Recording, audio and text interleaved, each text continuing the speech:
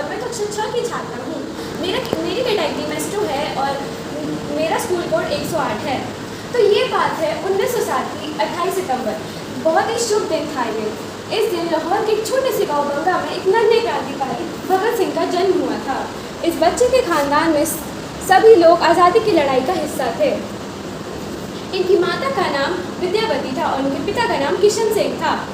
इन्होंने कच्ची उम्र से ही अपने देश की आज़ादी को अपना मकसद बनाया था। इन्होंने लाहौर के डीएवी स्कूल में दाखिला लिया था। इन्होंने करतार सिंह को अपना हीरो मान लिया था। करतार सिंह जिन्होंने 20 साल की उम्र में अपने देश के लिए जान दी थी। आसपास के हालात ऐसे थे कि सब लोग भगत सिंह के ख्यालों को और हवा दे रहे थे, जैसे कि 1919 में ड्रोन अटैक का पास होना, एक ऐसा अटैक जिसमें अंग्रेजी सरकार बिना किसी कोर्ट या जज के ऑर्डर के इंसानों को जेल में डाल देती थी। एक ऐसा अटैक ने जन्म दिया विरोध करने वाली मीटिंग्स को, और इन विरोध करने वाली मीटिंग्स की वजह बनी जलियांवाला बाग का। इसमें हज़ारों लोग जो विरोध कर रहे थे उन्हें गोलियों से भून दिया गया। इस एक्ट का असर ना ही इन लोगों के परिवार पर पड़ा बल्कि पूरे देश पर पड़ा और भगत सिंह के नन्हे दिमाग पर भी। भगत सिंह जलियांवाला बाग गए और उन्होंने वहाँ से मिट्टी उठाई और कहा, ये मिट्टी मुझे सब कुछ त्यागने की प्रेरणा देगी। और फिर क्या, आज़ादी का बीज बो दिया गया था। भगत सिंह ने गणेश शंकर विद्यार्थी से मिलकर हिंदुस्तान रिपब्लिकन एसोसिएशन ज्वाइन की और हिंदुस्तान के इश्तिहारों को आबादी में बांटा। कुछ समय बाद जन्म हुआ नवजीवन हिंदुस्तान भारत का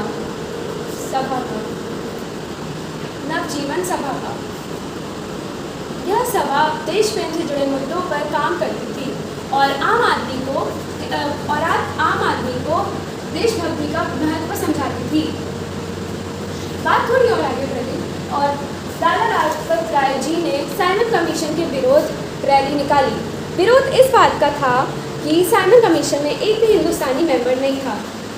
उस दिन सड़कें नारों से गूंजी थी, वापस जाओ, साइमन कमीशन वापस जाओ। अंग्रेजों का पारा चढ़ा और उन्होंने लाठीचार्ज हुआ और लाला लाजपत राय जी बुरी तरीके से घायल हो गए।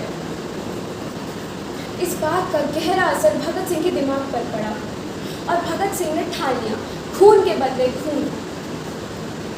भगत सिंह ने अपने साथियों के साथ एक योजना बनाई।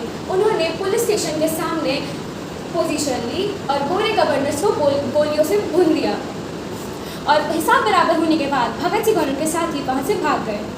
फिर क्या, अगले दिन चतुर भगत सिंह रेलवे स्टेशन से बेस बदलकर रेलवे स्टेशन से ट्रेन पकड़े और अपने साथियों के साथ लाहौर से फुर हो गए।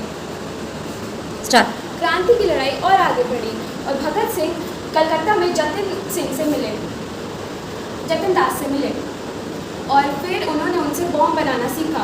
प्लान कुछ ऐसा था कि जिस दिन ट्रेड डिस्ट्रीब्यूशन और पब्लिक सेफ्टी बिल होगा उस दिन सेंट्रल असेंबली में धमाका होगा। बॉम्ब हल्के होंगे जिससे किसी को चोट नहीं लगेगी पर शोर होगा। प्लान के मुताबिक 8 अप्रैल 1929 में सेंट्रल असेंबली में भगत सिंह और उनके साथियों ने बॉम्ब फेंके और इरादा बॉम्ब फेंकर अरेस्ट होने का था और कोर्ट में अपनी बात पहुंचाने का मौका भगत सिंह को आखिरकार मिल ही गया। बॉम्ब फेंकते वक्त भगत सिंह और उनके साथियों ने नारा लगाया, इनकलाब जिंदाबाद, इनकलाब जिंदाबाद। और फिर भगत सिंह और उनके साथियों को अरेस्ट कर लिया गया। और लॉयर असफ अली के द्वारा भगत सिंह ने अपनी बात खुद कोर्ट में कही और नतीजा उन्हें लाहौर के सेंट्रल जेल में डाल दिया गया।